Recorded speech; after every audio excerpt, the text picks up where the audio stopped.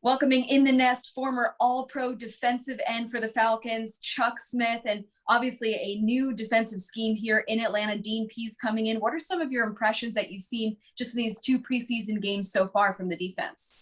Personnel. Let me fit a defense around my personnel, and that's why he's given more of a, to me, the base 3-4. He's going to use some 4-down linemen, but you're going to see a lot of 3-down linemen, a lot of pressures, a lot of blitzes, a lot of trying to create confusion for the offensive coordinators. I like where the Falcons are going with this defense because, I mean, the Falcons don't have the talent that a lot of the top teams have. So you got to try to figure out how to out-scheme people.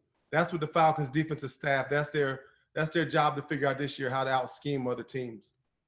Chuck, I'm glad you said that. That's very, very important. Now, when you look at this year's Falcons team, who do you think will have a great season from a pass rushing standpoint? Oh, I think right off the bat, it's your man Grady Jarrett. Hey, Harry, that was a layup, dog. I appreciate that. I don't need no money for that one. Nah, but on a serious tip, Grady Jarrett, Grady, he comes and puts in work with me in the lab. Grady trains with me, so I know what Grady's DNA is about. I know what moves That's Grady right. got. I know what he's working on. Harry, he put it in like the old school when you used to go to your high school field when you came back from the league. And you Yes, just put sir. it in. You don't need nobody on the field. The grass a little bit high.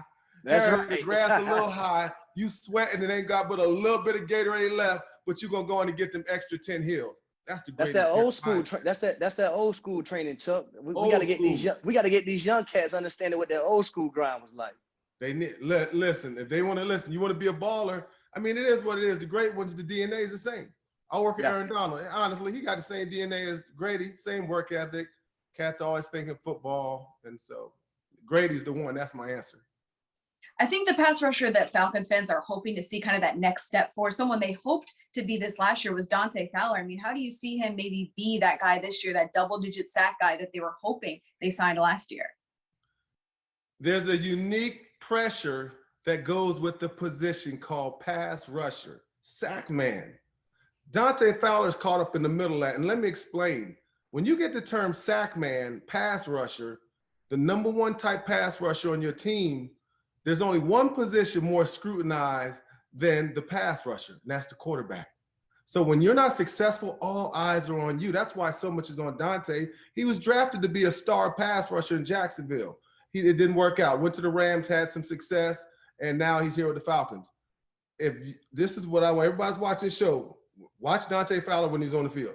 When he gets to the offensive lineman on the pass, if he don't use his hands or he ain't moving, he ain't winning.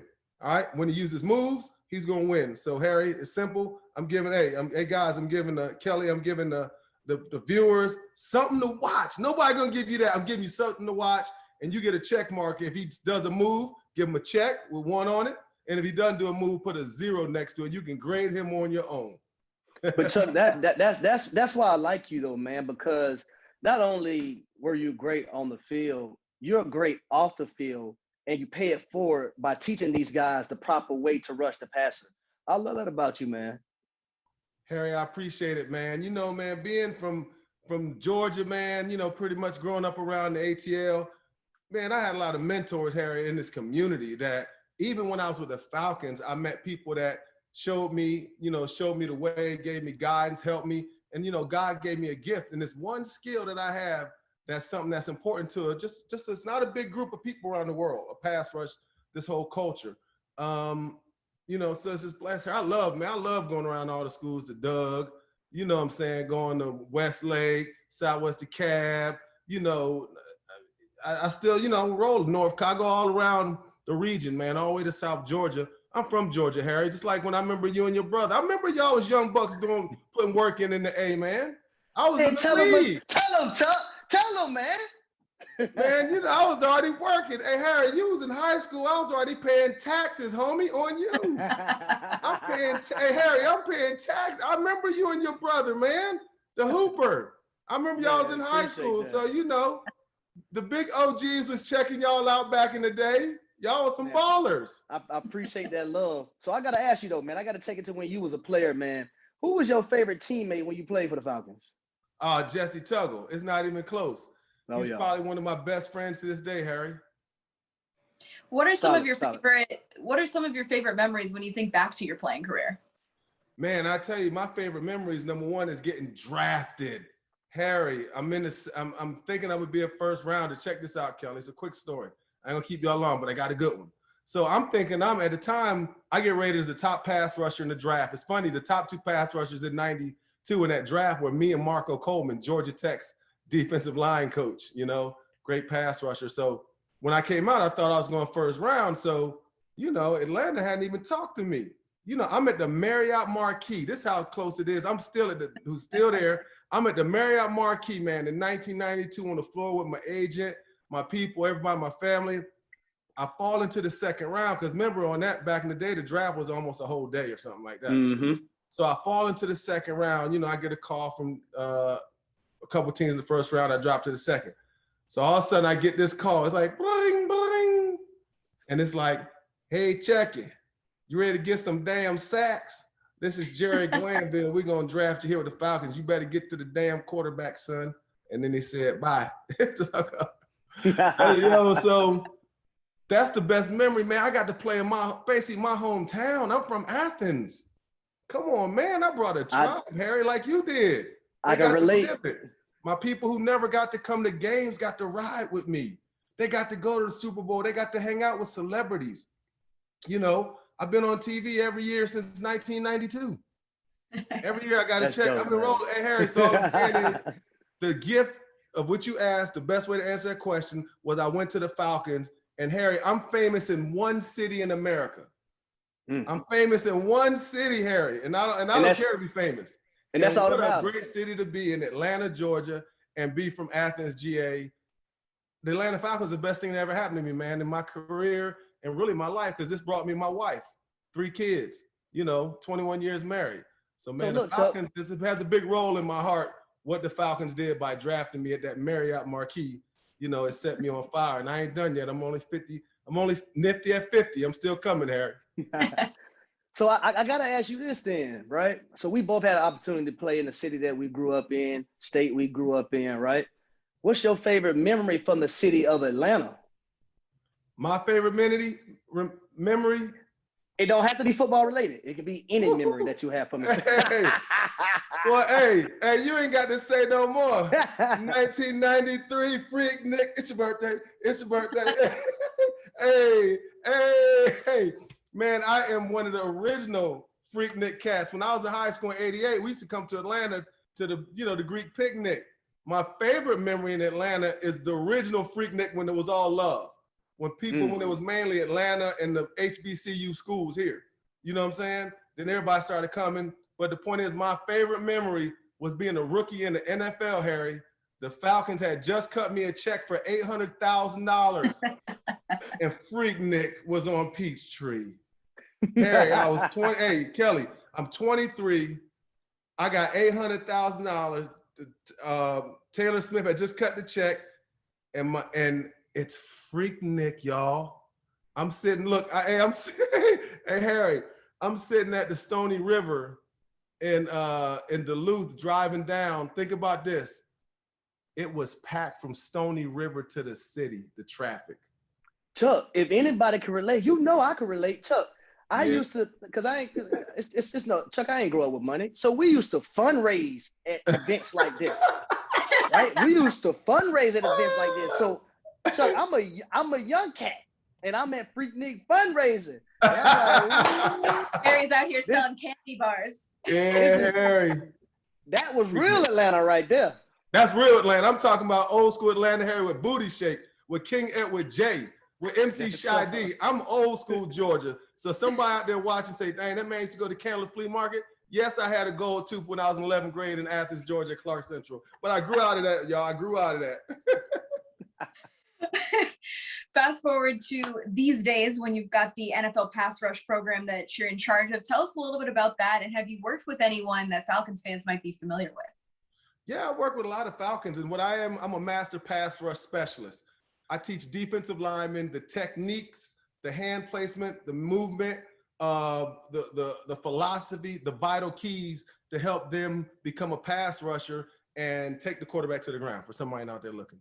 We're pass rushers. So I teach them to get to the quarterback And there's no other way for me to really kind of paint it. But I have a system called vision, get off, hands, and hips. 4 key components to developing a pass rusher. First thing I teach, I'll tell Grady Jarrett or someone that's in that wheelhouse, Von Miller, Aaron Donald, guys that I train. I said, number one thing you got is vision. Improve your eyes, you improve your get off, improve your eyes, you improve your hand placement. Number 2 is get off. The second key component is get off. I want to get off on the ball. I want to get off to a spot. Everything about pass rusher and developing pass rusher from scratch is getting off to a spot. Then the last one, then the third one, you got hands, right? You got vision, get off, and you got hands. You want active, violent hands. All 4 of these key components work together to develop a pass rusher that will take Matt Ryan down to the ground. That will take Peyton Manning. That will beat the best guys. And the last one is hips. There's 4 vital keys: vision, get off, hands, and hips. You got to have fluid hips. So every one of my 24 skill drills develops those signature keys in you. And I teach you and consult all the way through. I deal with pass rushers every day. 30 pass rushes, 40 pass rushes a day, helping them clean up mistakes that they're making. They send me videos. I have a service. They pay. I'm going to get paid, Harry. So when I break down film and give these guys a pass rush report, I give guys before the game a report how to beat the guy in the regular season. Harry, I'm on some different stuff, man. I'm taking this, the training, man, we're working, we're doing this, we're taking it to another level because pass rush has become such a premium. You know, the demand for me this time of year is I'm traveling to see clients, looking at film, you know, helping players that get cut figure out what team to go to. You know what I mean? Because I know the personnel, Harry. So if you're a free agent, Harry, and you get cut and you're a D lineman, you might want to come to me because I know every D lineman on every team, what they do, what their personality is, and what their value is, because I'm in that business. So I have about 8, 9 guys that have become free agents or that are free agents, some that are in, and I just, you know, hand walk them to the GMs and coaches, man.